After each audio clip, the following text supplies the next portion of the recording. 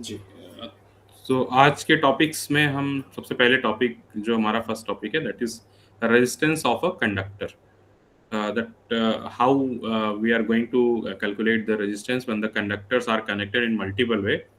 तो उसमें सबसे पहला जो है हमारा resistance of resistors in series. जब हम रजिस्टर्स को सीरीज में कनेक्ट करते हैं तो उनका रेजिस्टेंस हम कैसे कैलकुलेट करेंगे। So that is resistors are set to be in series when they are connected in such a way that there is only one path through which current can flow। Means कि current का जो flow का path है वो अगर एक है तो हम कहेंगे कि सारे रजिस्टर्स जो है वो सीरीज में कनेक्टेड हैं। अदरवाइज अगर पाथ आपके डिफरेंट हो रहे होंगे तो वो पैरेलल की तरफ बढ़ जाएंगे। वो आगे हम देखेंगे। तो सबसे पहले अगर आप फिगर 1.4 को देखें, ये फिगर अगर आप देखें, यहाँ पे जो करंट है वो एक सोर्स से स्टार्ट हो रही है और ये across the resistors which are connected through one by one इनमें फ्लो कर रही है। Means the current in resistor R1 as well as in register R2 and R3 are same।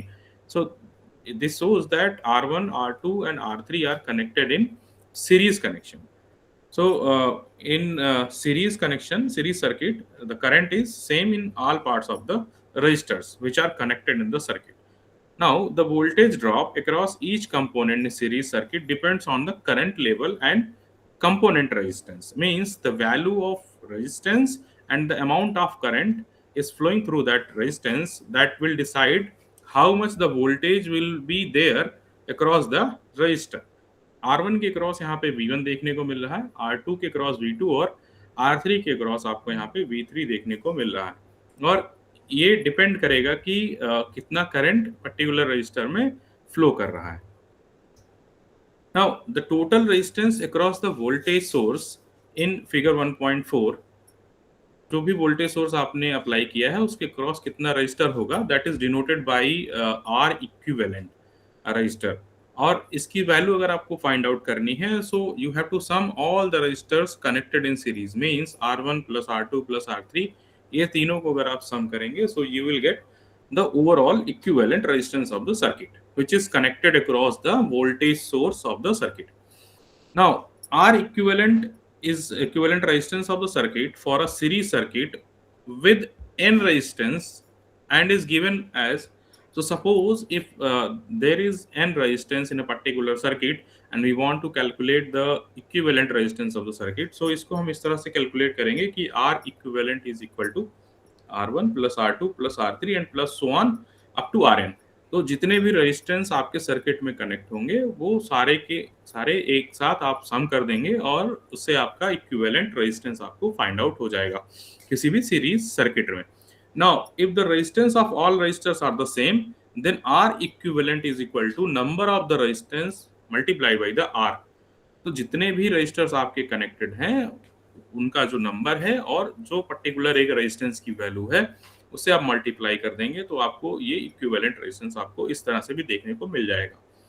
Now the current flowing in the circuit, अगर आपको ये determine करना है कि करंट जो सर्किट में फ्लो कर रही है उसकी वैल्यू क्या होगी, so current is equal to होता है जो जो वोल्टेज सोर्स जो उसका ईएमएफ है या जो उसका वोल्टेज है ओवरऑल, और जो इक्विवेलेंट रेजिस्टेंस अभी आपने कैलकुलेट किया है आर इक्विवेलेंट, उस तरह से आप इसको फाइंड आउट कर सकते हैं। So it is E that is EMF source of the battery divided by the total resistance of the circuit that is R1 plus R2 plus R3 and up to so on।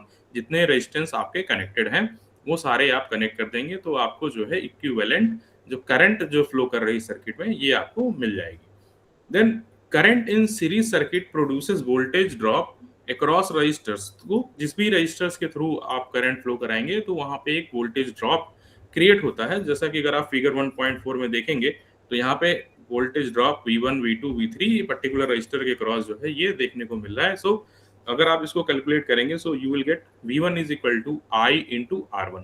जो register है उसकी जो value है multiplied by the current जो आपको flow कर रही है वो करेंगे तो आपको जो वोल्टेज ड्रॉप है पर्टिकुलर रजिस्टर के क्रॉस वो आपको देखने को मिल जाएगा। नाउ अगर आपको दूसरा कैलकुलेट करना है V2 which is across the resistance R2, so it is current flowing in the resistor multiplied by the value of the resistance that is R2। So V2 is equal to I into R2। Similarly जो voltage drop V3 है वो third register के cross है, और वो भी current और जो रजिस्टर का वैल्यू है, जो रेजिस्टेंस की वैल्यू है, दोनों के मल्टीपल के इक्विवेलेंट होता है। तो V3 is equal to I into R3, ये आपको देखने को मिल जाएगा। सिमिलरली अगर आप नेक्स्ट टॉपिक पे मूव करें तो that is resistance of resistors in series. Series में जो हमारे रजिस्टर्स हैं वो उनको जो आप कनेक्ट करेंगे तो कैसे आपको देखने को मिलेगा। So therefore if you see V is equal to V1 plus V2 plus V3। एक second,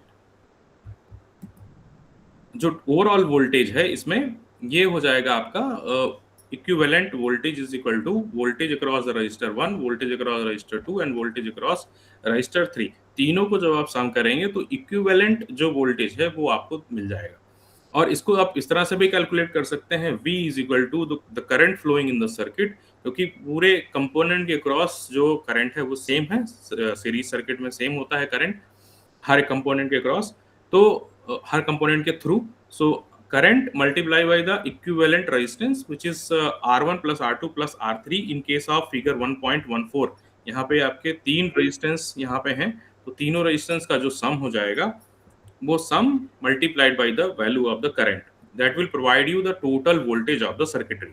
so V is equal to इस तरह से भी निकाल सकते हैं I इंटू R इक्विवेलेंट, या अगर आपको करंट की वैल्यू फाइंड आउट करनी है तो यहाँ से इस इक्वेशन का यूज करके आप निकाल सकते हैं I is equal to V upon R equivalent. इससे आपको जो है जो ओवरऑल सर्किट में जो करंट है वो आपको देखने को मिल जाएगी। यहाँ पे एक एग्जांपल हम लेते हैं, a series combination of two resistors having resistances R1 and R2 is connected across a voltage cell of V volt as shown in 1.5 figure। Find current flowing through the circuit and voltage drop across the resistor। ये एक figure दिया हुआ 1.5, और इसमें आपको कुछ चीजें आपको फाइंड आउट करनी है। तो यहाँ पे इन्होंने R1 एक रजिस्टर दिया है, R2 दूसरा रजिस्टर दिया है, इसमें जो करंट फ्लो कर रही है वो I करंट फ्लो कर रही है।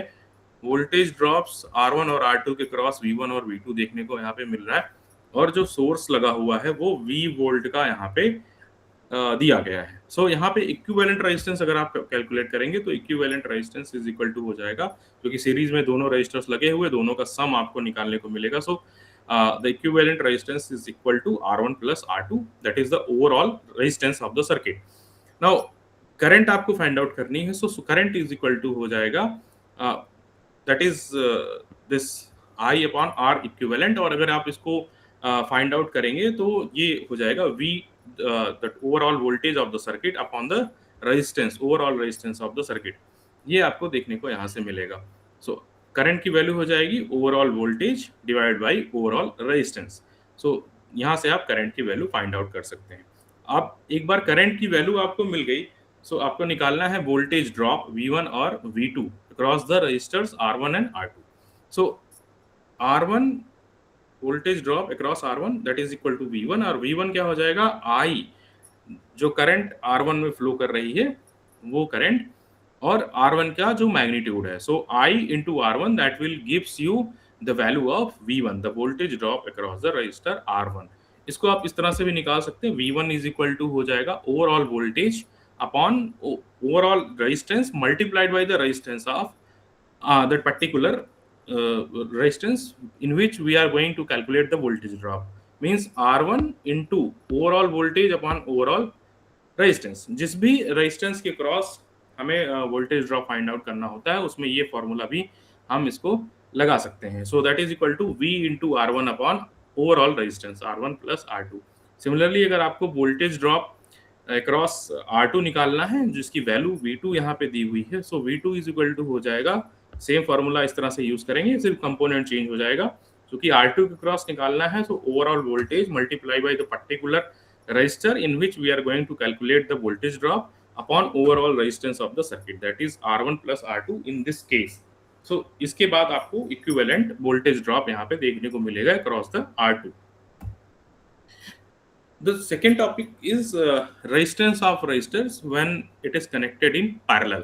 अगर आप फिगर 1.6 देखें तो फिगर 1.6 में एक वोल्टेज सोर्स अप्लाई किया हुआ है, एक रजिस्टर R1 और एक रजिस्टर R2 यहाँ पे आपको देखने को मिल रहा है। अब यहाँ पे नोट करने वाली बात है कि जो करंट यहाँ से फ्लो करने वाली है, ये यहाँ से फ्लो करना स्टार्ट करती है और यहाँ आके डिवाइड हो जाती है।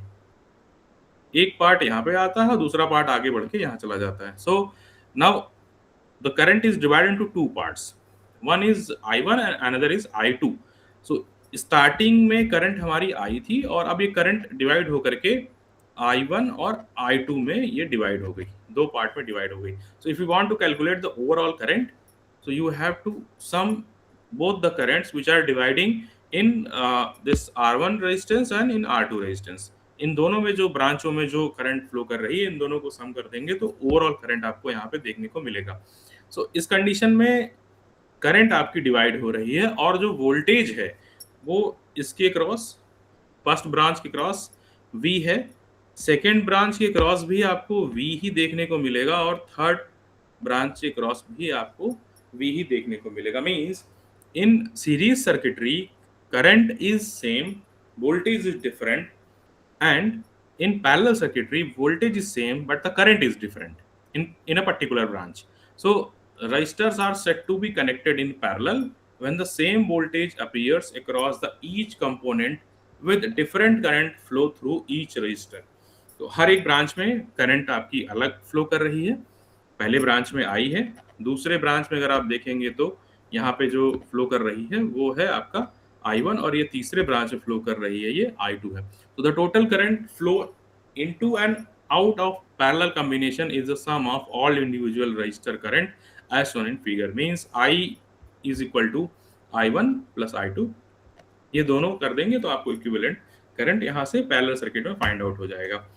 Now two resistors connected in parallel may be used as a current divider.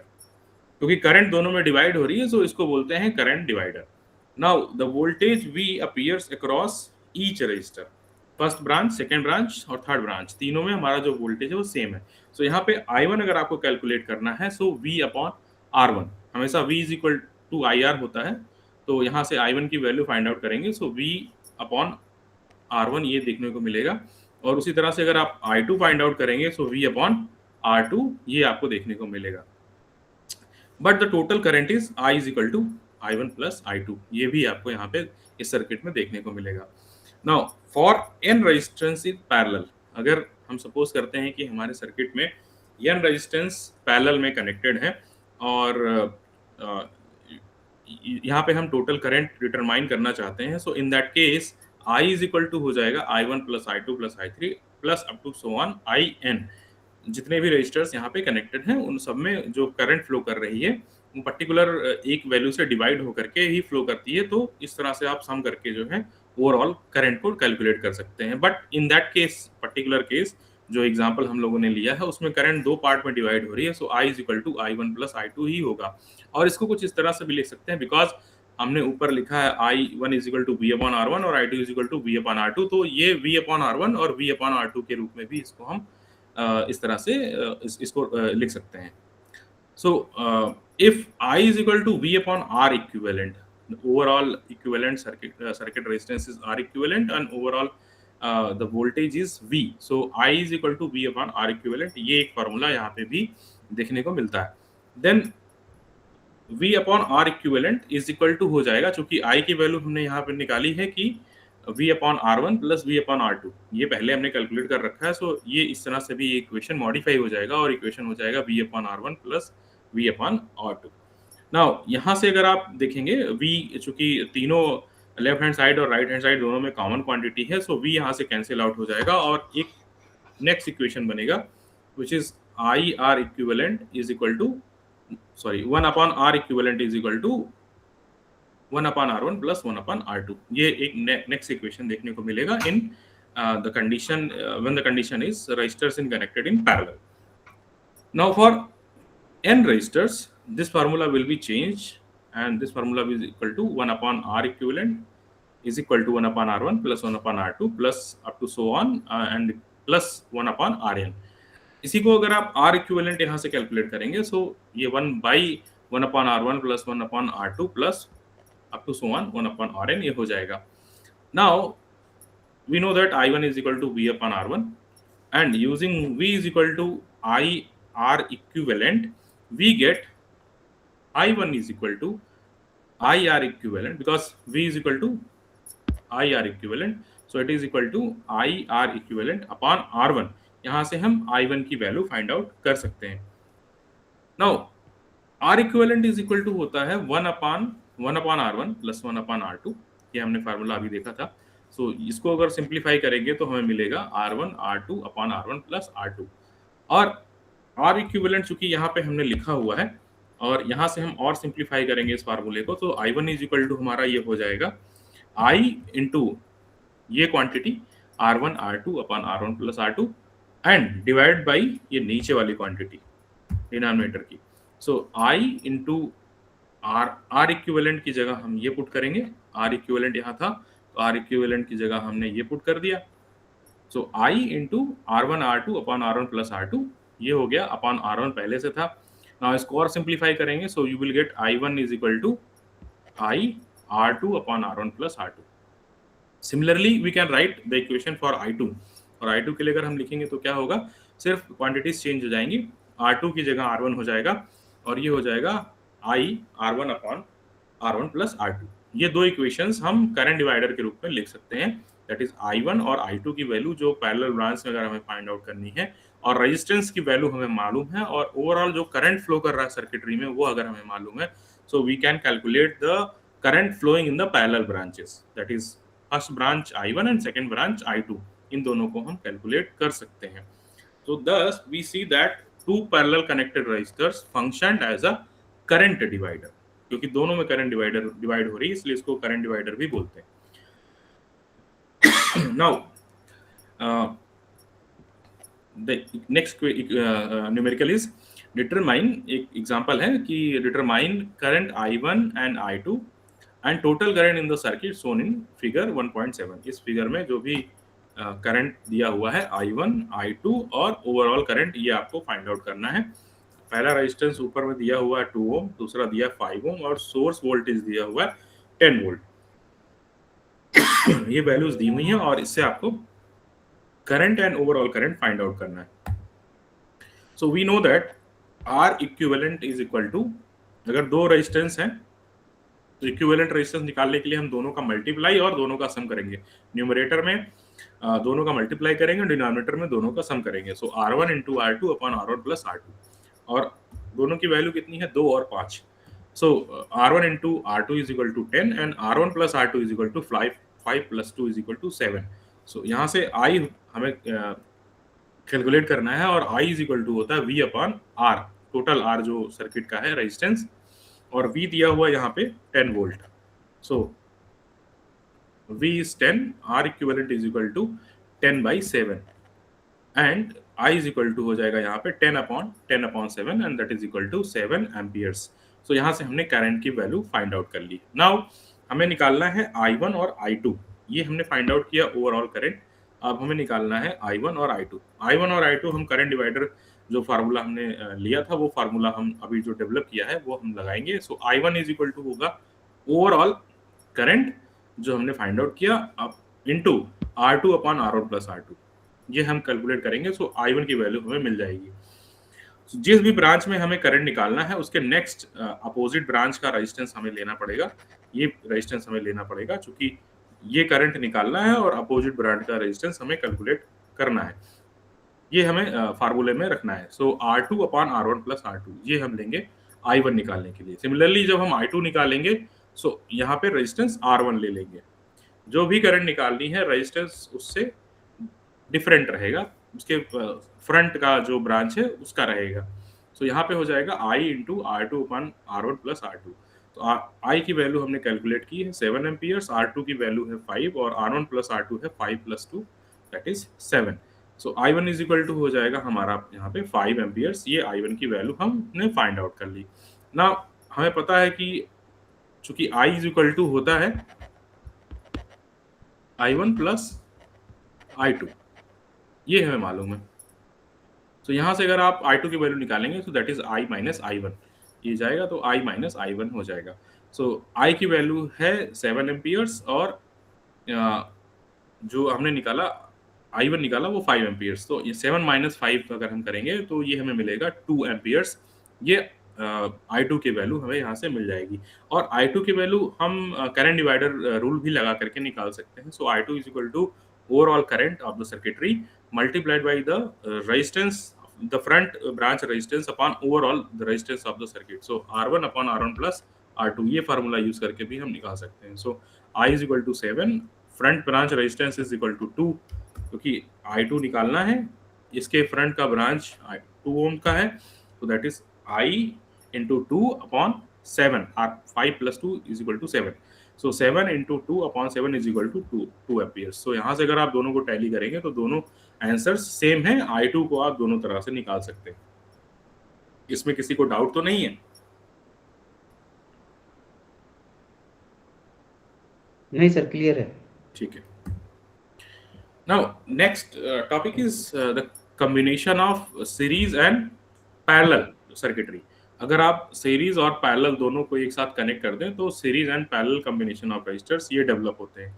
तो जैसा कि यहाँ पे अगर आप देखें तो एक वोल्टेज सोर्स यहाँ पे है और करंट इस सर्किट में आई फ्लो कर रही है, और ये सीरीज में एक रेजिस्टेंस यहाँ पे कनेक्ट R1 दिख रहा है, जो कि इन दोनों के कॉम्बिनेशन पैरेलल कॉम्बिनेशन के साथ सीरीज में कनेक्टेड है। R1 जो है R2 और R3 के पैरेलल कॉम्बिनेशन के साथ सीरीज में कनेक्टेड है। तो यहाँ पे आपको ये पैरेलल कॉम्बिनेशन देखने को मिल रहा है और यहाँ पे सीरीज कॉम्बिनेशन इन दोनों का देखने को मिल रहा है। सो दोनों कंडीशन इस सर्किट में इन्वॉल्व हैं। तो अगर हम एग्जांपल लें, इसको सॉल्व कैसे करेंगे, इस पे न्यूमेरिकल्स आते हैं तो कैसे सॉल्व करेंगे कि if R1 is equal to 5 ohm, R2 is equal to 2 ohm and R3 is equal to 3 ohm. ये तीन वैल्यूज आपको रेजिस्टेंसेस की दी हैं जो ऊपर वाले सर्किटरी में 1.8 A में दी हुई हैं, और वोल्टेज सेल ऑफ 10 वोल्ट, यहाँ पे 10 वोल्ट का वोल्टेज सेल लगा हुआ है, that is connected across these for an arrangement shown in figure 1.8a. Then calculate the current in all three resistors. इन तीनों रेजिस्टेंस में जो करंट फ्लो कर रही है, R1 में फ्लो करने वाली जो करंट है वो I1 है, R2 में फ्लो करने वाली R1 में फ्लो करने वाली करंट I है, और R2 में फ्लो करने वाली करंट I1 है, और सिमिलरली R3 में फ्लो करने वाली करंट I2 है। तो इन तीनों को कैलकुलेट करना है, मींस हमें I कैलकुलेट करना है, I1 कैलकुलेट करना है और I2 कैलकुलेट करना है। ये हमें तीनों क्वांटिटीज को डिटरमाइन करना है। तो उसको सॉल्व करते हैं। So this circuit can be simplified by replacing parallel connected resistors with its equivalent resistance. क्या करना है हमें, जो पैरेलल जो सर्किटरी कनेक्टेड है ये वाली, इसको सिंप्लीफाई करना है। इसका इक्विवेलेंट निकालेंगे, R इक्विवेलेंट 1 इसका नाम देंगे, और ये हो जाएगा R2 into R3 upon R2 plus R3। जब भी दो रेजिस्टेंस इस तरह से पैरेलली कनेक्टेड होंगे और इनको आपको सिंप्लीफाई करना है तो ये फार्मूला यूज करेंगे, दोनों का मल्टीप्लाई करेंगे न्यूमरेटर में और दोनों का सम कर देंगे डिनोमिनेटर में, तो इक्विवेलेंट रेजिस्टेंस आपका सर्किट का मिल जाएगा। और इस सर्किट को जब आप सिंप्लीफाई करेंगे तो आपको ये दूसरी वाली सर्किट देखने को मिलेगी। यहाँ पे वोल्टेज सोर्स 10 वोल्ट का लगा हुआ है, करंट I फ्लो कर रही है, R1 आपका लगा हुआ है, और R2 R3 का इक्विवेलेंट आपने लिखा है R इक्विवेलेंट 1। सिमिलरली आप इन दोनों को जब आप सम करेंगे, इनका इक्विवेलेंट निकालेंगे तो आपको मिलेगा R इक्विवेलेंट 2। बाकी सारी चीजें वोल्टेज सोर्स और करंट आपकी सेम रहेगी, और रेजिस्टेंस आपका सिंप्लीफाई होकर के R इक्विवेलेंट 2 हो जाएगा। तो सर्किट को हमने इस तरह से सिंप्लीफाई कर लिया है और आगे हम इसको और सॉल्व करेंगे। So R equivalent 1 is equal to R2 into R3 upon R2 plus R3। हमें पता है R2 की वैल्यू 2 है, 2 ओम है, और R3 की वैल्यू 3 ओम है। So 2 into 3 upon 2 plus 3 is equal to 6 upon 5 ohm, that is the value of R equivalent 1। Similarly हमें R इक्विवेलेंट 2 की वैल्यू चाहिए, तो that is equal to R1 plus R equivalent 1। R equivalent 1 हमने निकाला है 6/5 ओम, और R1 की value हमें पता है कि ये 5 ओम सर्किट में दी हुई है, यहाँ पे दिया हुआ है R1 is equal to 5 ohm, example में ही दिया हुआ है। So that is 5 plus 6 upon 5, that is 31 upon 5। ये सॉल्व करेंगे तो R इक्विवेलेंट 2 की वैल्यू 31 अपॉन 5 ओम्स इतना आपको देखने को मिलेगा। अब हमें निकालना है करंट, फाइंड आउट करना है। तो सबसे पहले हमें current, overall current find out करना है, क्योंकि हमने R equivalent overall find out कर रखा है। तो ओवरऑल जो रेजिस्टेंस इक्विवेलेंट है वो हमारा R इक्विवेलेंट 2 है, जो फाइनल में ओवरऑल रेजिस्टेंस कैलकुलेट हुआ है। तो overall voltage of the circuitry is V and overall resistance of the circuitry is R equivalent 2, और वोल्टेज की वैल्यू है 10 और R इक्विवेलेंट 2 की वैल्यू है 31 अपॉन 5। 10 अपॉन 31 अपॉन 5 ये क्वांटिटी आप करेंगे तो आपको मिलेगा 50/31 amperes is the overall value of the current which is flowing in the circuitry. So current I flows through R1 and R equivalent 1. Now find the currents flowing in R2 and R3 by using the current divider. तो जब भी इसको find out करेंगे तो I1 find out करना है, तो I1 के सामने का फ्रंट जो रेजिस्टेंस है वो R3 है, तो यहाँ पे यूज करेंगे overall current into the front resistance, जो भी आपके करंट के सामने वाली ब्रांच का जो रेजिस्टेंस है, I into R3 upon R2 plus R3, ये फार्मूला आप यूज करेंगे। सो I की वैल्यू आपने कैलकुलेट की है 50/31, सो यहाँ पे 50/31 I की वैल्यू रखेंगे, R3 की वैल्यू 2 है और R2 प्लस R3 ये 3 प्लस 2 जो है ये 5 ओम्स आपको यहाँ पे ओवरऑल रेजिस्टेंस डिनोमिनेटर में देखने को मिलेगा। सो इसको सॉल्व करेंगे, so you will get I1 की वैल्यू V/31 20/31 एम्प्स, ये आपको देखने को मिलेगा I1 की वैल्यू। सिमिलरली जब आप I2 की वैल्यू डिटरमाइन करेंगे तो I2 जिस भी ब्रांच में है उसके सामने वाले ब्रांच का रेजिस्टेंस आप लेंगे, दैट इज R2, और overall current flowing in the circuit I into R2 upon overall resistance of the circuit, ये ले लेंगे R2 प्लस R3। जो पर्टिकुलर सर्किटरी में ये है R2 और R3 दोनों रेजिस्टेंस पैरेलली कनेक्टेड है, तो R2 प्लस R3 ये आप ले लेंगे। तो यहाँ पे I की वैल्यू हो जाएगी 50/31, R2 की वैल्यू है 3 ओम्स और R2 प्लस R3 आपका 5 ओम्स है। इसको और सिंप्लीफाई करेंगे, so you will gate 30/31 amperes, ये आपको देखने को यहाँ से मिलेगा। सो आपने कैलकुलेट कर लिया I1 और I2, ये तीनों आपने कैलकुलेट कर लिया in series and parallel combination of resistors. I think ये सबको क्लियर है।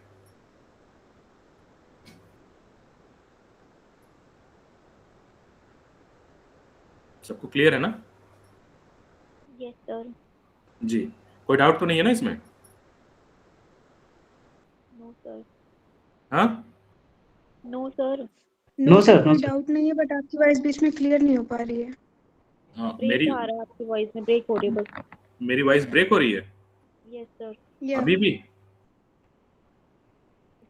सर अभी हुई थी, जब आपने कहा ना कि अभी भी हो रही है, जब हुई थी। ओके, सो अभी क्लियर है सर। हाँ, I2 की जो वैल्यू है वो 30/31 आ गई।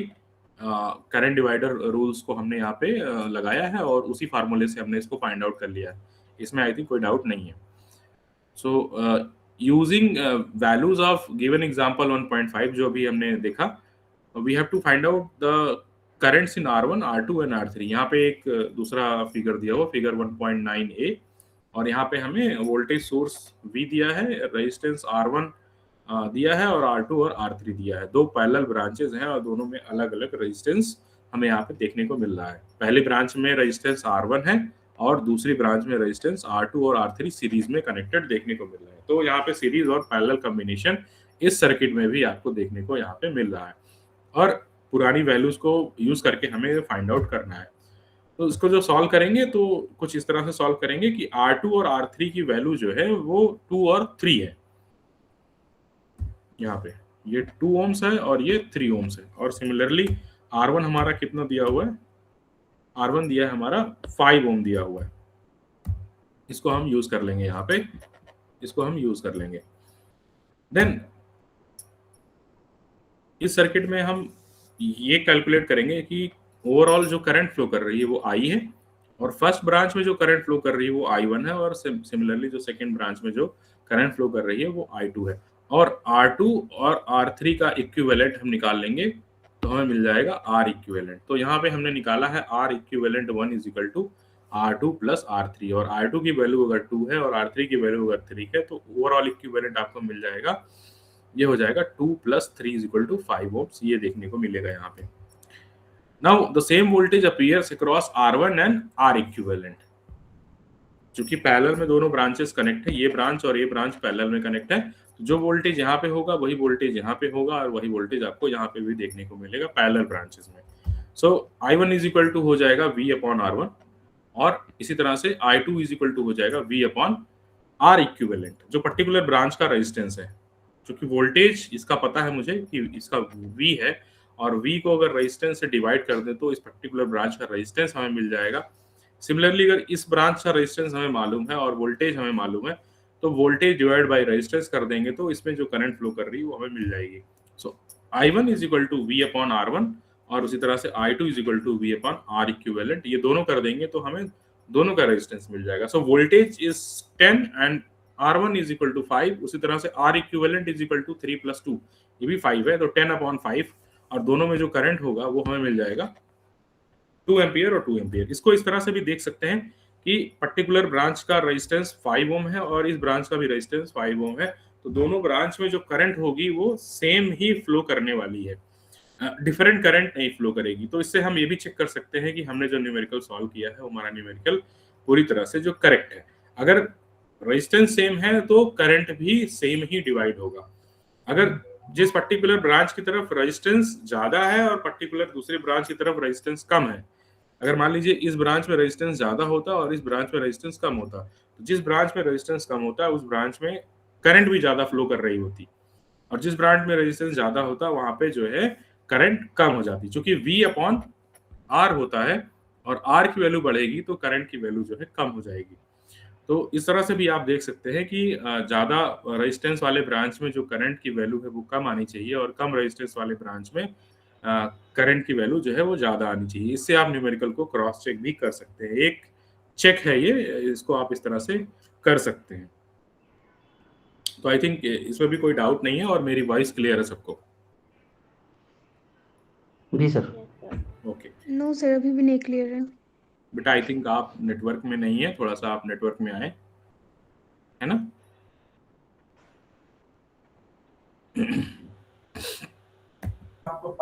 हाँ सर, हो गया सर जी संजय जी सर, हो गया क्या? नहीं सर, अभी कर रहे हैं सर। अच्छा ठीक। जी वो बच्चों का कुछ वॉइस का इशू आ रहा था मुझे लगता है।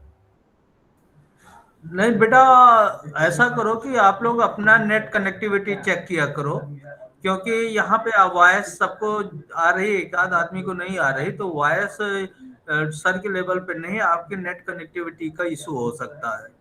तो जी check your net connectivity in your operators. Okay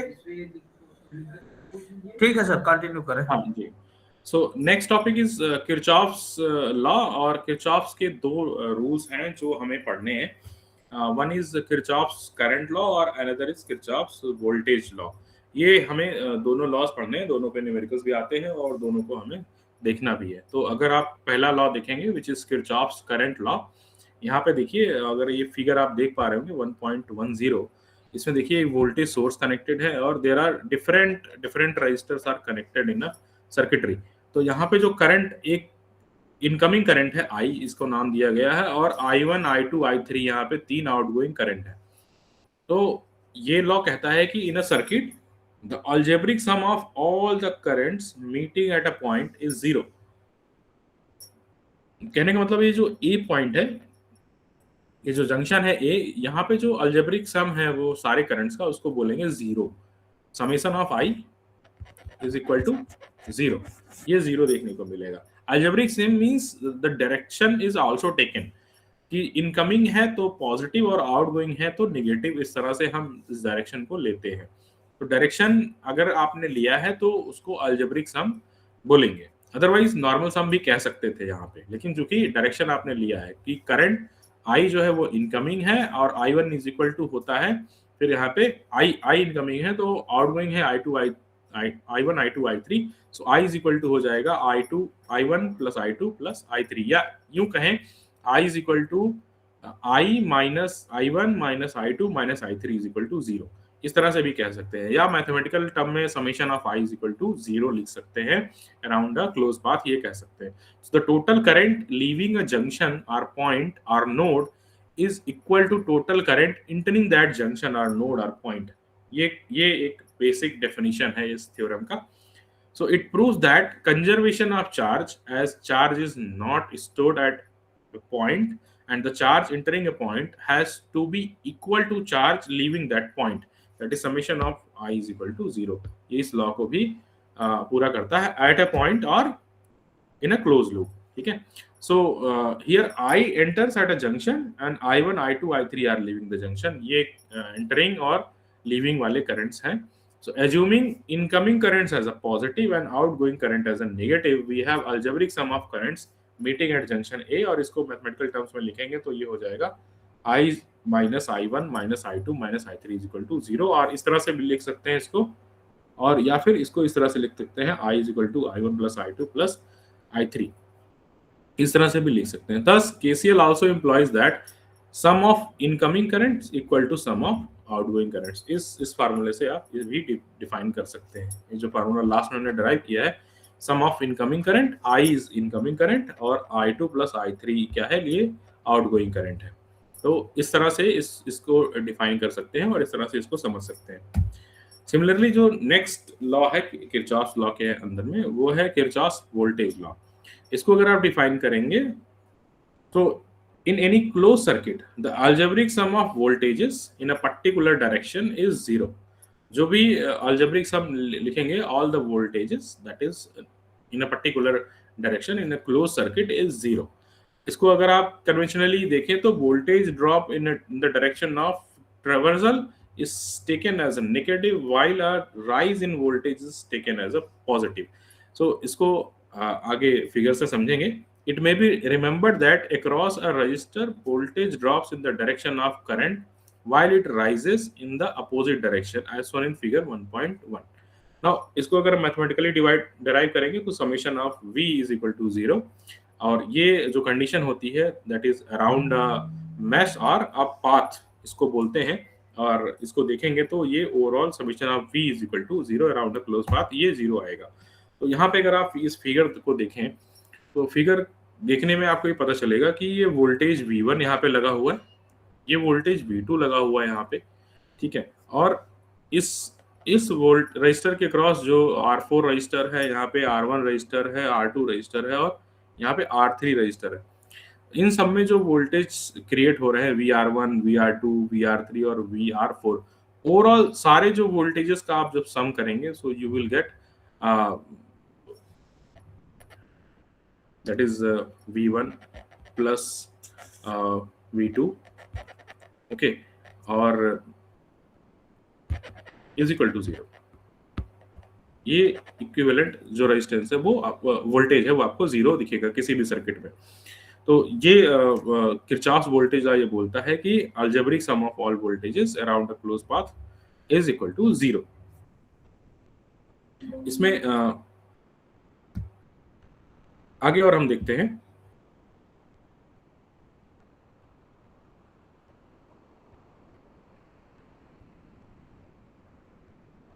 जो हमारा नेक्स्ट टॉपिक है वो है बैटरीज. केवीएल केसीएल के बाद नेक्स्ट टॉपिक हमारा आता है बैटरीज. सो बैटरीज में देखते हैं, a battery is a collection of 2 or more than 2 cells. तो सेल से मिलकर के जो है वो बैटरी बनती है. तो जब 2 सेल या 2 से ज्यादा सेल्स को हम ऐड करते हैं तो हमें बैटरी के रूप में एक कॉम्बिनेशन मिलता है. So a cell is a smallest unit of a battery. किसी भी बैटरी का अगर आप स्मॉलेस्ट यूनिट देखेंगे तो किसी बैटरी का स्मॉलेस्ट यूनिट क्या होता है, वो सेल होता है. Now which converts chemical energy into the electrical energy. क्या होता है, इनमें केमिकल एक्शन होता है और केमिकल एक्शन होने के बाद इलेक्ट्रिसिटी आपकी जो है केमिकल रिएक्शन के उससे जो है कन्वर्ट होती है. Now a cell always gives DC voltage और ईएमएफ कह सकते हैं कभी कभी. सो डीसी वोल्टेज या ईएमएफ आपको देखने को मिलता है और उसी तरह से डीसी करंट देखने को मिलता है. कल मैंने आपको बताया था कि डीसी वोल्टेज और डीसी करंट मींस इनका पोलैरिटी के साथ जब मैग्नीट्यूड चेंज ना हो तो उसको डायरेक्ट करंट या डायरेक्ट वोल्टेज जो है वो बोलते हैं. तो सेल जो है वो डीसी वोल्टेज का एक सोर्स है और वहां से हमें डीसी वोल्टेज और डीसी करंट देखने को मिलता है. तो सेल्स जो है वो दो काइंड के होते हैं. एक प्राइमरी सेल होता है और दूसरा सेकेंडरी सेल होता है.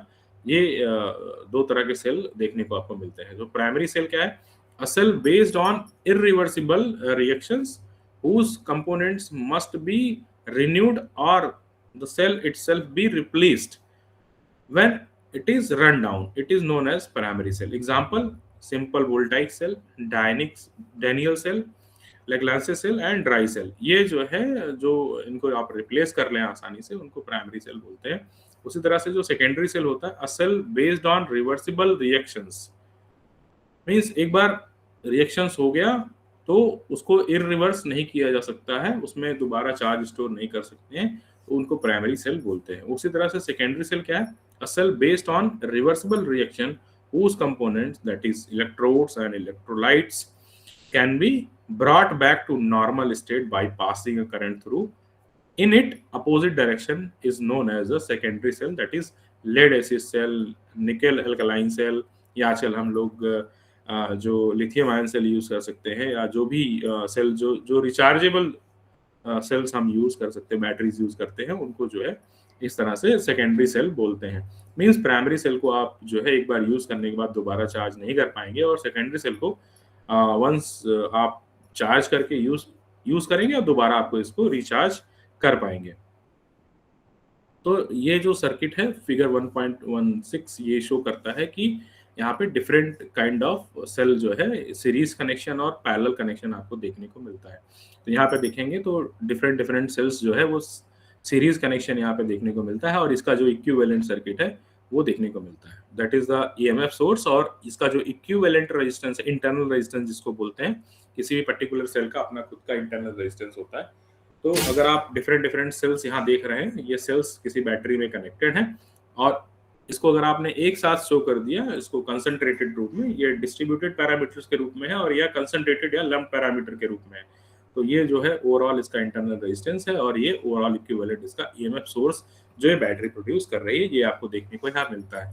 सिमिलरली अगर आप ये देखेंगे, यहाँ पे पैरेलल कनेक्शन आपको देखने को मिलता है कि जो सेल्स हैं वो किसी पर्टिकुलर बैटरी में आपस में पैरेलली कनेक्टेड हैं, और पैरेलली कनेक्टेड होने के बाद जो है यहाँ पे आप देखें तो इसका इंटरनल रेजिस्टेंस यहाँ पे देखने को मिलता है, इस सेल का इंटरनल रेजिस्टेंस यहाँ देखने को मिलता है, और इस सेल का इंटरनल रेजिस्टेंस यहाँ पे देखने को मिलता है। इसका जब इक्विवेलेंट सर्किट आप ड्रॉ करेंगे तो यहाँ पे जो रेजिस्टेंस की वैल्यू है वो आपको R/N, और यहाँ पे जो है सीरीज कनेक्शन में N/R देखने को मिलेगा।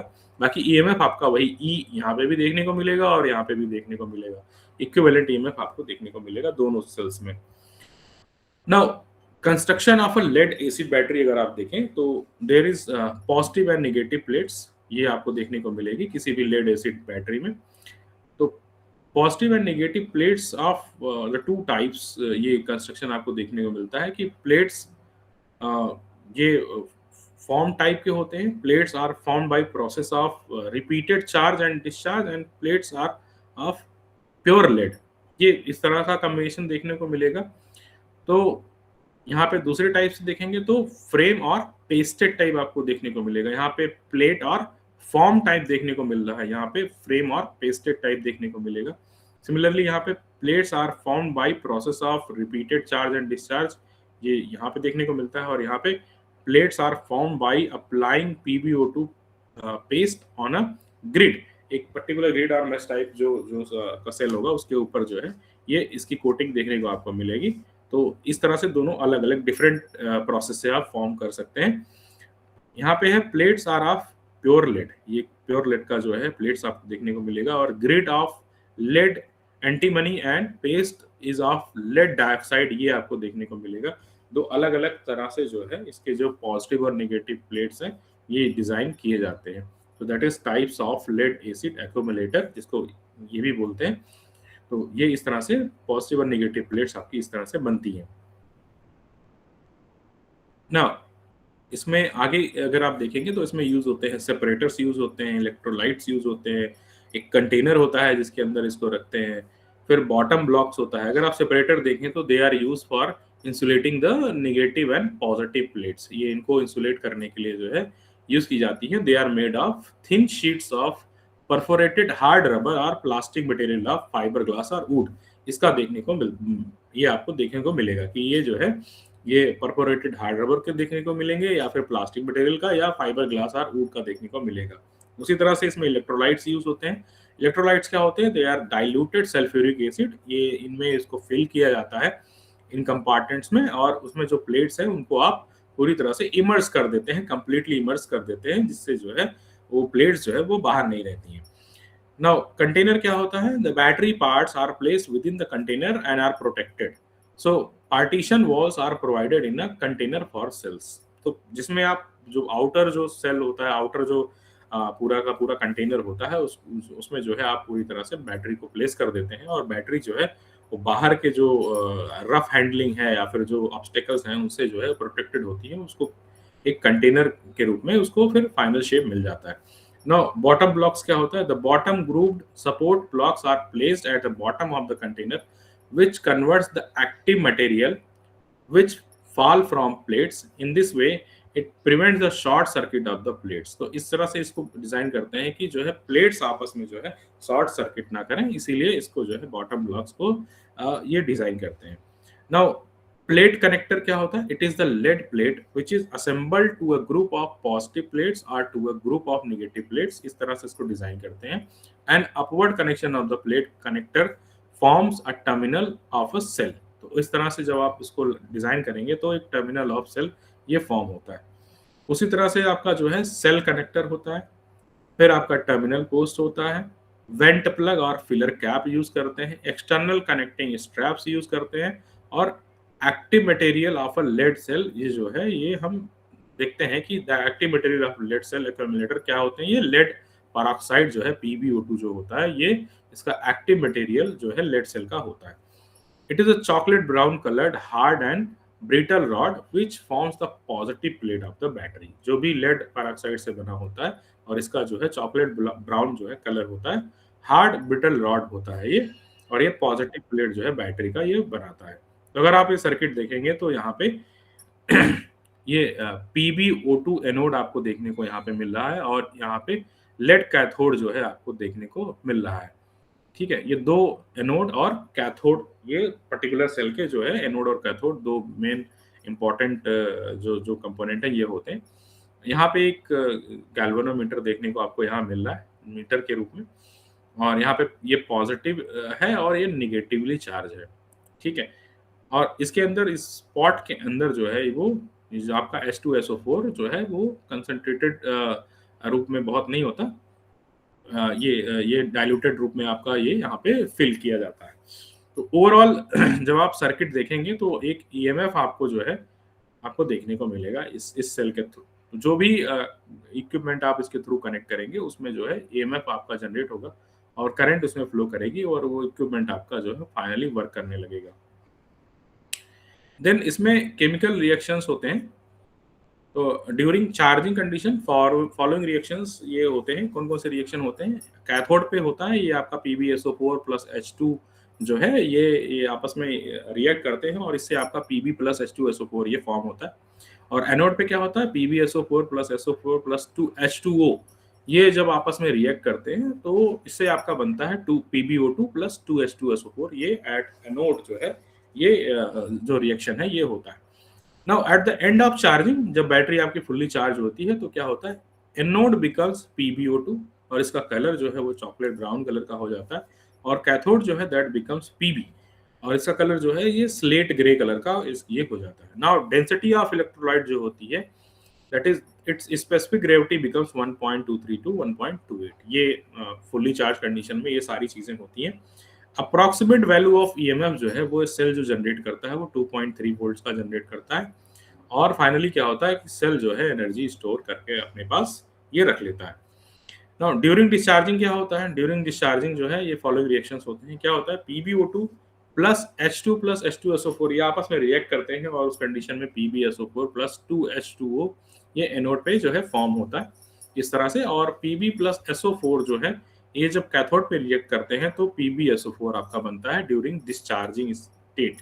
तो क्या होता है? Both anode and cathode becomes PbSO4 when discharging condition is happening, which is whitish in colour, और कलर जो है दोनों का चेंज होकर क्या हो जाता है? व्हाइटिश कलर हो जाता है। So due to the formation of water in anode reaction the specific gravity of electrolyte decreases and may even reach as low as 1.15 और 1.05। ये जो है चार्जिंग कंडीशन के बाद फुल्ली चार्ज होने के बाद 1.23 to 1.28 पहुंचता है, और डिस्चार्ज होने के बाद ये 1.15 to 1.05 ही रह जाता है। सो वोल्टेज या EMF जो है वो ऑल सेल का जो भी सेल आपने लगा रखे हैं उसका क्या होता है? वो डिक्रीज कर जाता है, और सेल में क्या होता है, एनर्जी जो पहले स्टोर हो रही थी चार्जिंग कंडीशन में वो gives out of energy, energy जो है सेल से बाहर चली जाती है। तो अगर आप सिंगल रिएक्शन देखेंगे तो कुछ इस तरह से रिएक्शन देखने को मिलेगा, PbO2 plus 2H2SO4 plus Pb that gives you PbSO4 plus 2H2O plus PbSO4। देखिए पॉजिटिव इलेक्ट्रोलाइट, नेगेटिव इलेक्ट्रोलाइट, ठीक है, negative plus positive plus water, and यहाँ पे भी अगर आप देखेंगे तो ये नेगेटिव है और इसको बोलेंगे प्लेट जो है, ये सारे प्लेट्स पे ये रिएक्शन होते हैं। स्टार्टिंग में क्या होगा, जब चार्ज हो जाएगी तो प्लेट से कलर चॉकलेट ब्राउन और जो आपका ये कैथोड है वो स्लेट ग्रे हो जाएगा, और डिस्चार्ज होने के बाद जो है, जो आपका कैथोड है और जो एनोड है वो आपका व्हाइटिश कलर में आपको देखने को मिलेगा। इस तरह से रिएक्शन होने के बाद इस तरह से कलर चेंज हो जाता है। Now testing of lead acid battery, इनकी टेस्टिंग कैसे करते हैं? So to know the latest charge position, testing of a battery is done by measuring the specific gravity of the electrolyte and the voltage with a cell tester। क्या करेंगे हम, electrolyte की जो specific gravity है वो test करेंगे और voltage cell tester से हम टेस्ट करेंगे। For a fully charge battery the voltage of each cell should be 2 volt to 2.07। अगर ये देखने को मिलता है तो आपकी बैटरी जो है फुल्ली चार्ज स्टेट पे है। While the specific gravity should be 1.26, तो अगर 1.26 अराउंड आपको देखने को मिलता है स्पेसिफिक ग्रेविटी, तो आप ये कह सकते हैं कि बैटरी जो है आपकी लेड एसिड बैटरी जो है वो फुल्ली चार्ज हो चुकी है। अदरवाइज जो है चार्ज हो रही है या चार्ज अभी नहीं है। केयर और मेंटेनेंस कैसे करेंगे लेड एसिड बैटरी का, उसके लिए कुछ पॉइंट्स हैं उनको हम नोट करेंगे और उसके बेसिस पे हम इसका जो है वो केयर और मेंटेनेंस करेंगे। कैसे करेंगे? So lead acid batteries would be brought up to full charge at the earliest. Avoid continuously operating batteries in a partially charge condition. तो जब भी आप जो है इसको फुल चार्ज कर लेंगे तभी यूज करेंगे, और पार्शियली चार्ज बैटरीज को कंटिन्यूअसली ऑपरेट नहीं करेंगे। This will shorten the life and reduce their capacity. इससे क्या होगा, इनकी लाइफ और कैपेसिटी दोनों रिड्यूस होगी। Inactivity can be extremely harmful. तो इसको इस तरह से काफी लॉन्ग टाइम तक इनएक्टिव नहीं छोड़ेंगे, इसका यूज करते रहेंगे। इससे क्या होगा, इसकी लाइफ जो है बनी रहेगी। When not in use, remove electrical connections from the battery, including series parallel connectors। जो series parallel connectors हमारे लगे हुए और सारा जो इलेक्ट्रिकल कनेक्शन है बैटरी से उसको हम रिमूव कर देंगे, ताकि बैटरी पे हमारा जो है उसकी हेल्थ पे कोई इम्पैक्ट ना हो। Store battery in a cool place. तो बहुत ज़्यादा हाई टेम्परेचर वाले कंडीशंस में और एनवायरनमेंट में हम बैटरी को स्टोर नहीं करेंगे। कहाँ पे स्टोर करेंगे? जहाँ का टेम्परेचर एक रूम टेम्परेचर या उसके बिलो हो, वहाँ पे हम इसको स्टोर करेंगे। Extreme temperature can substantially affect the battery performance and charging। High temperature जो है वो क्या कर सकता है, एक्सट्रीम टेम्परेचर जो है वो क्या कर सकता है, बैटरी की परफॉर्मेंस और चार्जिंग दोनों को जो है इफेक्ट कर सकता है। Battery should be kept clean, free of dirt and corrosion at all time. ये सारी चीजें हमें ध्यान रखनी है कि बैटरी में ये सब चीजें ना होने पाए। Now battery should be charged proper, new battery should be charged properly। तो उनका प्रॉपर कनेक्शन करके जो है उनकी बैटरीज को उनको चार्ज करेंगे। नेक्स्ट है आपका trickling charge. So under ideal condition the battery discharge very slowly due to its self leakage.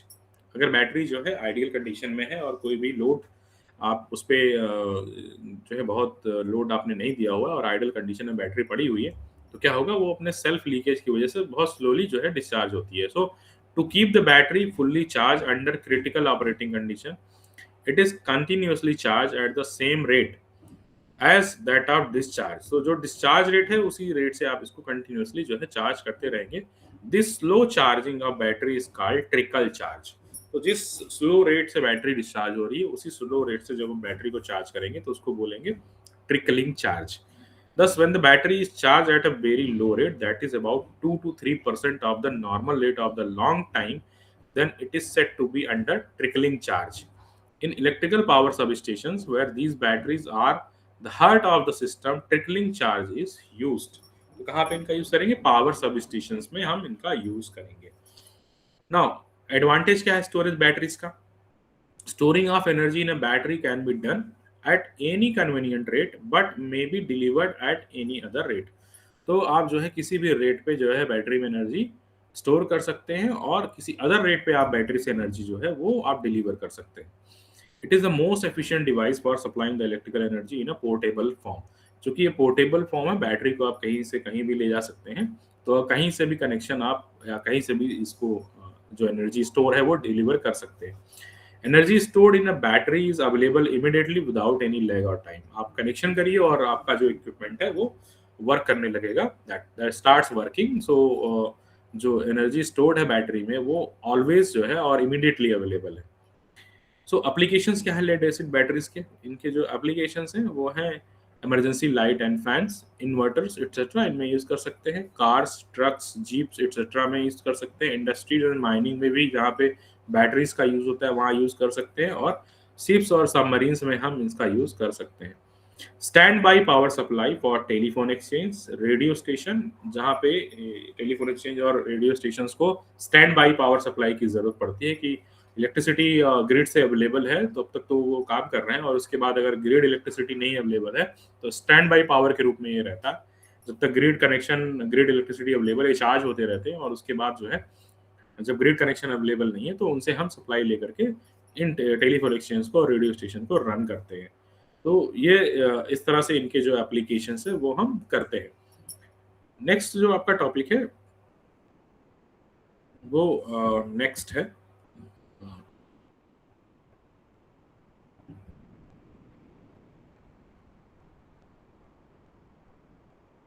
That is block 2।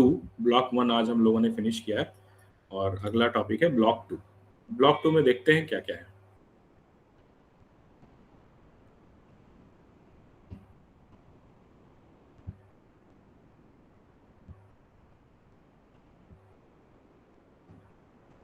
So block 2 में सबसे पहला जो टॉपिक है दैट इज ट्रांसफॉर्मर्स। सो आज हम ट्रांसफॉर्मर्स के बारे में कुछ देखेंगे।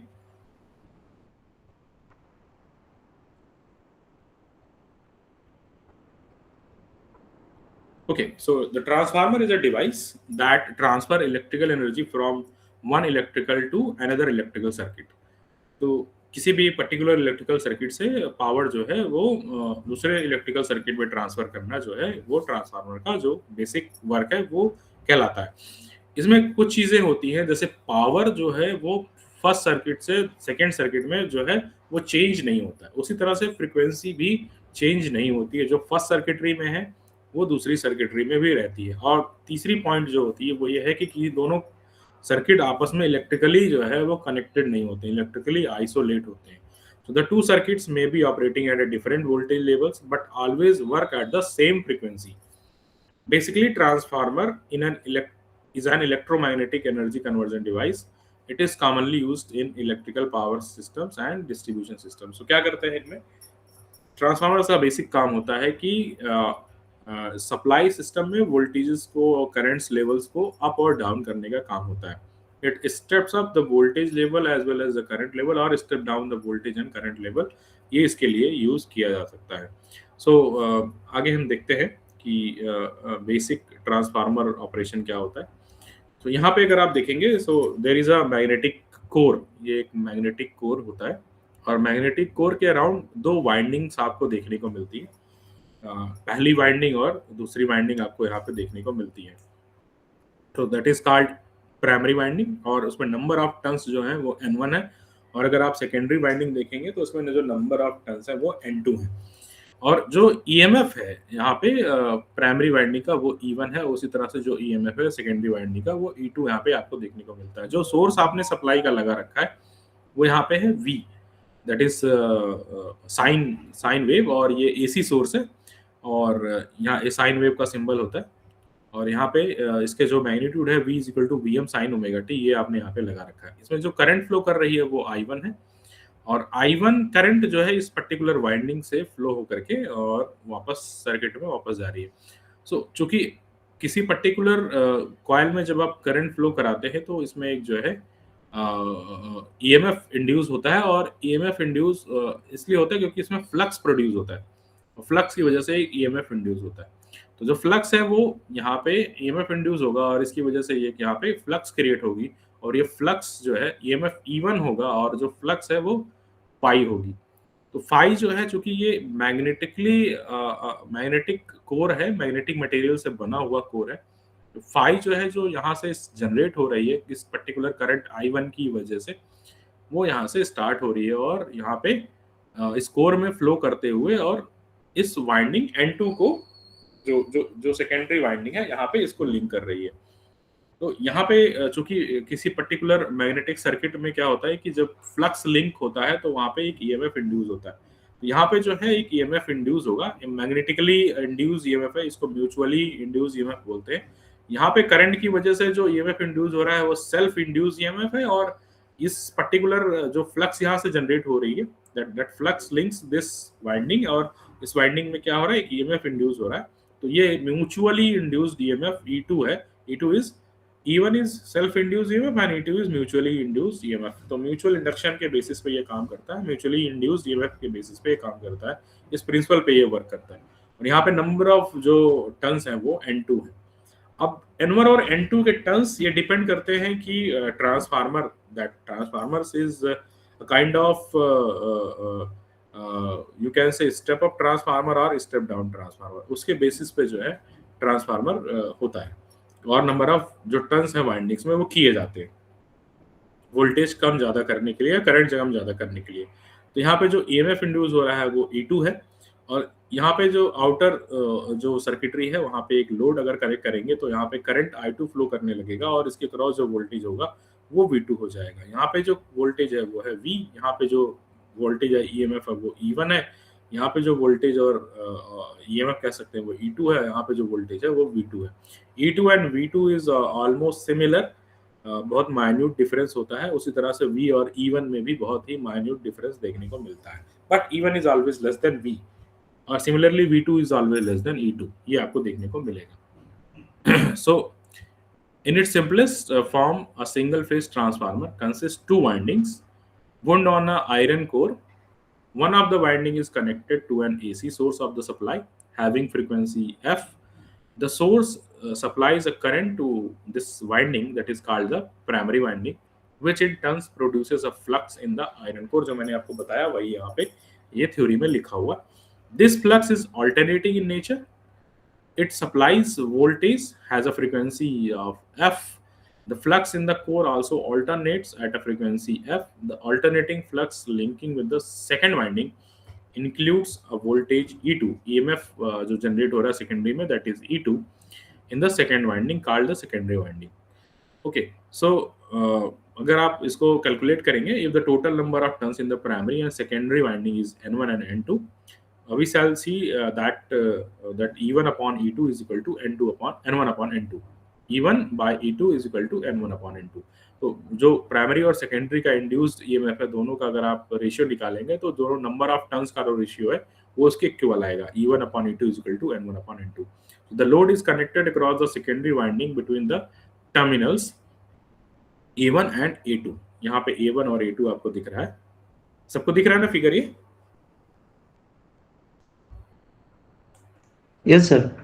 Okay, so thus the load can be supplied at a voltage higher or lower than the supply voltage depending upon the voltage ratio N1 by N2। ये N1 by N2 के basis पे आप जो है सप्लाई वोल्टेज के इससे कम और इससे ज्यादा वोल्टेज मींस अगर आप स्टेप अप ट्रांसफार्मर यूज करेंगे, if you are using step up transformer then we will be supply voltage will be less and output voltage will be more. And if you are using step down transformer, then the supply voltage will be higher and output voltage will be lower। ये आपको देखने को मिलेगा। When a load is connected across the secondary winding, it carries a current I2 called the load current। The primary current correspondingly increases to provide for the load current। In addition to the small no load current, the transformer of power from the primary side or you can say source side to the secondary side। तो primary side से secondary side में power आपकी जो transfer होती है without changing any frequency by using the funda of mutual inductance। Now in an actual transformer, when the iron core carries alternating flux, there is a power loss in the core। इस condition में core में power loss होगा और that is called the core loss और iron loss और no load loss. जब भी इसको बोलेंगे तो इसको बोलेंगे कोर लॉस, जो भी कोर में लॉसेस होते हैं कोर लॉस या आयरन लॉस या नो लोड लॉसेस बोलते हैं। Further the primary and secondary winding have a resistance and the current in the primary and secondary winding gives rise to I square R losses, इसको जो है copper loss बोलते हैं, और दोनों वाइंडिंग में आई स्क्वायर आर लॉस होता है, जिसको कॉपर लॉस भी कहते हैं। These losses leads to the production of heat in the transformer and consequent temperature rise. तो क्या होगा ट्रांसफार्मर में, अगर हीट जनरेट होगा तो टेम्परेचर राइज भी होगा। Therefore in a transformer cooling methods are adopted. क्या होता है कि ट्रांसफार्मर में कूलिंग मेथड्स हम अडॉप्ट करते हैं to ensure the temperature remains within the limits, ताकि जो ट्रांसफार्मर है उसका जो टेम्परेचर है वो लिमिट में रह सके, उससे वाइंडिंग हमारी डैमेज ना हो सके। अदरवाइज वाइंडिंग हमारी क्या होगी, उसके जो इंसुलेटिंग मटेरियल्स हैं वो डैमेज हो जाएंगे और वाइंडिंग हमारी जो है वो बर्न आउट कर जाएगी। इस कंडीशन में हम कूलिंग जो है मैकेनिज्म स्टेब्लिश करते हैं, या तो इन वाइंडिंग्स को हम ऑयल इमर्स करके रखते हैं या फिर एयर कूल ट्रांसफार्मर यूज कर सकते हैं। मेजरली हम ऑयल इमर्स ट्रांसफार्मर यूज कर सकते हैं, और ऑयल इसके अंदर एक ऑयल फिल करते हैं, और जिससे ट्रांसफार्मर हमारा जो है वो कूल रहता है। Now EMF equation of a transformer, particular transformer का जो है वो ईएमएफ इक्वेशन आपको देखने को यहाँ पे मिलेगा। सो इफ यू सी, एक सेकेंड,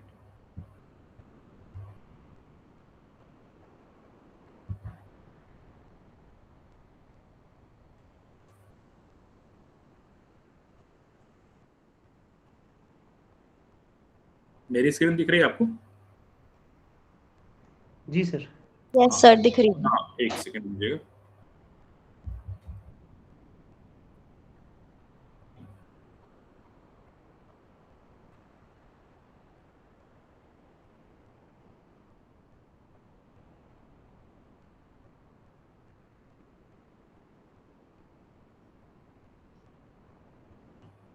सर एक सवाल था, अगर जी जी बताएं बताएं। सर सेम जैसे आपने ट्रांसफार्मर जिस प्रिंसिपल पे काम करता है, सेम जो इंडक्शन होता है लगभग सेम प्रिंसिपल वो भी काम करता है बिल्कुल बिल्कुल फ्लक्स पे। बिल्कुल बिल्कुल बिल्कुल बिल्कुल। तो सर उसमें हम करंट क्यों नहीं फील करते जब इंडक्शन में जब फ्लक्स क्या नहीं जनरेट होता है तो? क्या नहीं फील करते हैं? Current shock. अच्छा, करंट नहीं फील करते बिकॉज ना जो जी। जो फ्लक्स जो होता है ये पूरी जी। तरह से कन्फाइंड होता है आपके आर्मेचर कोर में, ठीक है। तो एयर लीकेज ओके। आपकी बिल्कुल बिल्कुल ना के बराबर होती है। तो एयर लीकेज नहीं होने की वजह से जो है ना आपको शॉक फील नहीं होता कहीं पे भी, ठीक है। Okay.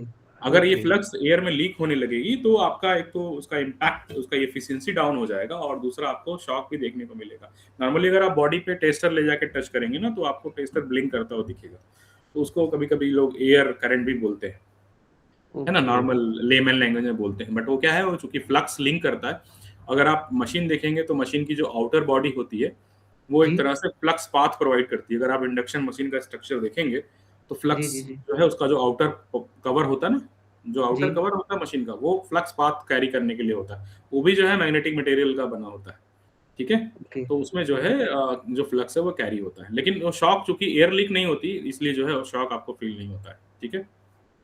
Okay sir, thank you. ठीक है, तो नेक्स्ट हमारा जो टॉपिक है that is EMF equation of a transformer. तो हमने अभी सिंगल फेज ट्रांसफार्मर, उसकी प्राइमरी वाइंडिंग और सेकेंडरी वाइंडिंग हमने देखा था। तो प्राइमरी वाइंडिंग जो है वो एक सोर्स से कनेक्टेड थी, और वोल्टेज पर्टिकुलर साइनोसाइडल वोल्टेज का सोर्स था, फ्रीक्वेंसी उसकी जो है एफ हर्ट्ज थी। और सेकेंडरी जो है उसका हमने ओपन कर रखा था और उस पर हमने कोई भी लोड नहीं दिया था। सो द प्राइमरी वाइंडिंग जो है that was having N1 turns that draws a small amount of alternating current of the instantaneous value that is called I naught। क्या है कि जब लोड कनेक्टेड नहीं होता है तो ट्रांसफार्मर नो लोडिंग कंडीशन पे होता है, और उस कंडीशन में क्या होता है, प्राइमरी जो है वो एक नो लोड करंट जो है वो सोर्स से ड्रॉ करती है, और उस वैल्यू को बोलते हैं आई नॉट। तो that called the exciting current. This current establish a flux phi in the core. Core में जो है ये करंट फ्लक्स एस्टैब्लिश करती है, और इसको जो पॉजिटिव डायरेक्शन है वो सर्किट में जो मार्क किया गया है, अगर आप सर्किट देखेंगे तो पॉजिटिव डायरेक्शन जो है यहाँ पे ये मार्क किया गया था, ठीक है। नाउ अगर आप आगे देखें, the strong coupling enables all of the flux phi to be confined to the core, so there is no leakage of the flux. फिर भी कुछ ना कुछ लीक हो जाता है, तो बट वो काफी नेग्लिजिबल अमाउंट में होता है, उसको हम उतना कंसीडर नहीं करते। मोस्टली जो फ्लक्स होती है वो कोर में कन्फाइंड रहती है, So consequently the flux linkage of the primary winding that is equal to flux linkage अगर आप इसको देखेंगे primary winding को, that is denoted by lambda 1 is equal to n1 into phi. That is equation number 4.1. And the flux linkage lambda 2 of the secondary winding, जो secondary winding का flux linkage है, that is equal to lambda 2 is equal to phi flux into that number of turns in the secondary, that is 4.2. Now the time rate of the change of these flux induces EMF in the winding, and that is given by E is equal to d phi upon dt. ठीक है, d phi by dt अगर आपने देखा होगा E is directly proportional to minus d phi by dt होता है ये। तो अगर आप इसको देखेंगे तो ये इसको सॉल्व करेंगे और आपको ये मिल जाएगा minus n1 d phi by dt, ये आपको मिल जाएगा। और that is equation number next. और यहाँ से अगर आप E2 निकालेंगे तो d lambda 2 by dt आपको ये देखने को मिलेगा। और यहाँ से अगर आप कैलकुलेट करेंगे तो आपको मिल जाएगा minus n2 d phi by dt। और ये नेक्स्ट इक्वेशन है। So as per the Lenz law, the positive direction of the induced EMF opposes the positive current direction and shown by positive and negative polarity mark on the diagram. Lenz law क्या कहता है कि जिस भी root cause या जिस भी source से वो प्रोड्यूस होता है उसी का जो है वो अपोज करता है। इसीलिए जो इंड्यूस्ड ईएमएफ है वो क्या होता है, rate of change of flux के डायरेक्टली प्रोपोर्शनल होता है। तो E is directly proportional to minus d phi by d t. ये लेंज लॉ आपको देखने को मिलेगा। आपको ये नेगेटिव साइन जो होता है वो वहां से देखने को मिलता है। Now assuming that ideal case of winding possessing zero resistance as per KVL we can write V1 is equal to E1। मैं शुरू में मैंने आपको बताया था कि जो प्राइमरी वाइंडिंग में EMF इंड्यूस हो रहा है और जो सोर्स वोल्टेज आपने अप्लाई कर रखा है वो ऑलमोस्ट इक्वल होते हैं। मतलब दोनों में नेग्लिजिबल अमाउंट का डिफरेंस होता है, कुछ तो डिफरेंस होता है बट एक नेग्लिजिबल अमाउंट का डिफरेंस होता है। और उसको आप मान सकते हैं कि V1 is equal to E1 आपका ये है। So thus both E1 and phi must be sinusoidal of frequency phi f hertz, the same as that of the voltage source. So consequently E2 is also same frequency, and hence definition of the transformer should be incorporate that same frequency concept। Means primary winding का जो frequency है और secondary winding के source का जो frequency है, जो supply का फ्रीक्वेंसी है, दोनों सेम रहता है। So now let phi is equal to phi sin omega t। जो phi है उसको अगर आप साइन वेव के टर्म में लिखेंगे तो phi is equal to phi m maximum value और वो एंगल के रूप में आएगा। तो phi is equal to phi m sin omega t, that is next equation।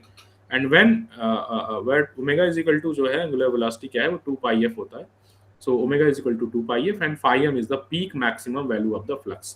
phi m क्या है, ये मैक्सिमम वैल्यू है। अगर आप sin omega t की वैल्यू 1 रखेंगे तो phi m जो है वो आपको मैक्सिमम मिलेगा। phi की वैल्यू जो है phi m मिलेगा, that is the maximum value. So यहाँ पे आप EMF 1 निकालेंगे प्राइमरी वाइंडिंग का, तो that is equal to minus n1 d phi by dt।